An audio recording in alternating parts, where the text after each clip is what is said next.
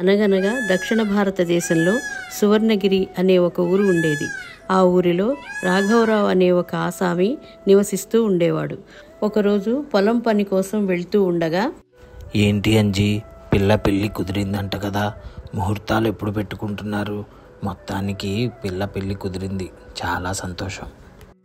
ఏమి పెళ్ళి కుదరటం లే రాఘవరావు గారు, వాళ్ళు అడిగిన కట్న కానుకలు చాలా అవుతున్నాయి. ఇంకా పంట చేస్తే చేతికి రాలేదు. ఏం చేయాలో నాకేం అర్థం కావట్లేదు. పొలం పని అయిపోయాక సాయంత్రం ఒకసారి ఇంటికి మర్చిపోకు, సరేనా? ఇలా రాఘవరావు చెప్పి తన పొలాన్ని చూసుకోవడానికి పొలం బయలుదేరతాడు. అక్కడ జంగయ్య అనే రైతుతో రాఘవరావు ఇలా మాట్లాడుతున్నాడు. జంగయ్య, పొలానికి విత్తనాలు తెప్పించకు, కొంచెం ఆగు. నేను పట్నం నుంచి మంచి విత్తనాలు తెప్పిస్తున్నాను. నీ విత్తనాలు ఎక్కువైపోయాయి. కిందటిసారిలాగా నువ్వు ఇబ్బంది పడకూడదు. మీరుండగా మాకు లోటేంటండి? ఆ దేవుడు మిమ్మల్ని చల్లగా చూడాలి. అలా రాఘవరావు ఊరిలో వాళ్ళందరికీ సాయం చేస్తూ ఉంటాడు. ఆ రోజు సాయంత్రం ఇంటికి వచ్చి రాఘవరావు వాళ్ళ ఆవిడతో ఇలా అంటాడు. చూడు గౌరీ, ఈసారి మీ నాన్నగారింటికి పండక్కి మనం వెళ్ళట్లేదు కాబట్టి వాళ్ళని ఇక్కడే ఊరికి పిలుద్దాం. వాళ్ళు కూడా ఇక్కడే పండగ జరుపుకుంటారు. అవును, మన అబ్బాయి ఎక్కడున్నాడు? వాడు నిద్రపోతున్నాడండి. ఇందాకంతా మీ గురించే అడిగాడు. మీరు రావటం ఆలస్యం అవుతుందని చెప్పాను. దాంతో వెళ్ళి పడుకున్నాడు. సరే గాని రేపొద్దున్నే నాకు పొలంలో పనుంది, పెందలాడే లేపు, సరేనా? మరుసటి రోజు ఉదయాన్నే రాఘవరావు పొలం పనులకు పొలానికి వెళ్ళాడు. సూర్యం పొద్దున్నే వాళ్ళమ్మ దగ్గరికి వచ్చి ఇలా అన్నాడు. అమ్మా, నాన్న ఎక్కడికి వెళ్ళారు? పొద్దున్నే ఇల్లంతా వెతికాను, కనిపించలేదు. పొలంలో ఏదో పనుందని పొద్దున్నే వెళ్ళారు నాన్న. ఏమైనా పనుందా నాన్నగారితో? లేదమ్మా, పండక్కి ఊరు వెళ్దామన్నారు కదా, అందుకనే నాన్నగారిని ఎప్పుడు బయలుదేరదామని అడగడానికి. లేదు నాన్న, ఈసారి ఊరికి మనం వెళ్ళడం లేదు. కానీ తాతయ్య గారు వాళ్ళే మన ఇంటికి వస్తారు. సరే అమ్మా, అయితే నేను మా స్నేహితుడింటికి వెళ్ళొస్తాను. జాగ్రత్త నాన్న, పెందలాడి ఇంటికి రావాలి, సరేనా? సూర్యం తన స్నేహితుడింటికి బయలుదేరతాడు.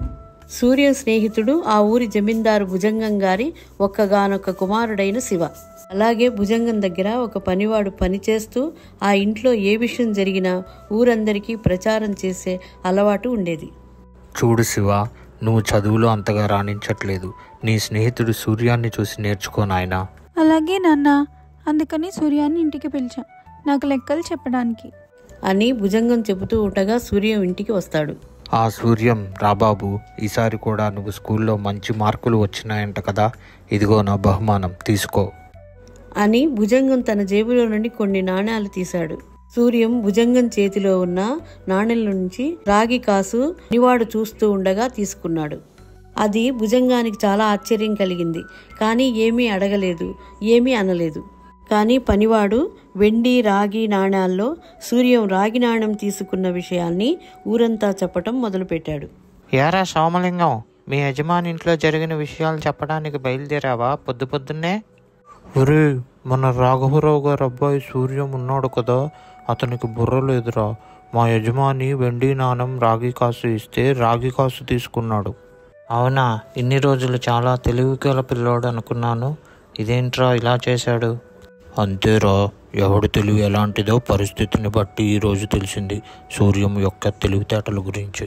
సూర్యం తెలివితేటల గురించి ఊరంతా తెలిసిపోయింది. ఎవరింటికన్నా చుట్టాలు వచ్చినా సూర్యాన్ని ఇంటికి పిలిచి సూర్యం ముందు వెండి నాణెం రాగి కాసు పెట్టేవారు. అది చూసి సూర్యం రాగి కాసు తీసుకునేవాడు. ఒకరోజు ఈ విషయాన్ని ఆ ఇంట్లోని పాలేరు రాఘవరావుకి చెప్పాడు. అయ్యా, మీకు ఒక విషయం చెప్పాలి. చెప్పు సూరయ్య, ఏంటి విషయం? ఏమైనా డబ్బు కావాలా?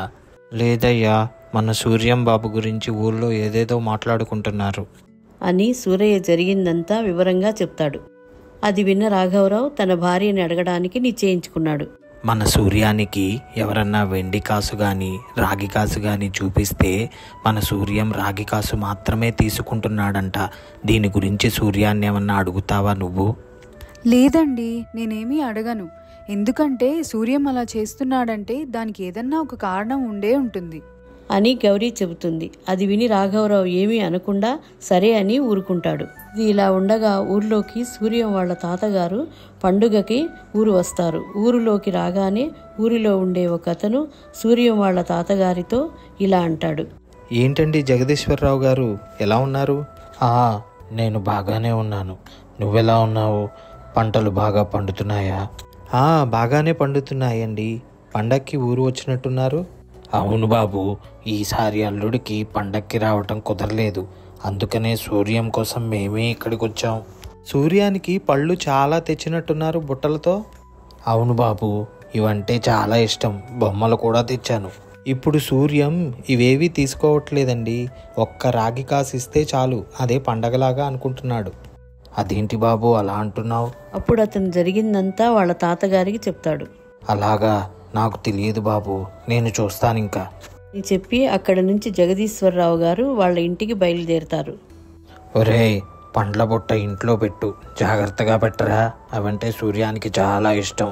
తొందరగా పెట్టు, సరేనా? కొంచెం పాడైనా గోలగోల చేసేస్తాడు అని సూరయ్యతో చెప్తాడు. సూరయ్య పండ్ల బుట్ట లోపల పెడతాడు.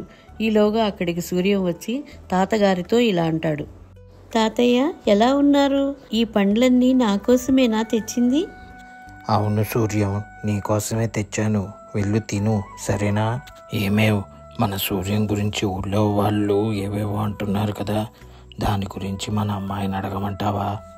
వద్దండి, ఈ విషయం వాళ్ళని అడగటం కంటే సూర్యాన్నే నేరుగా అడిగితే బాగుంటుంది.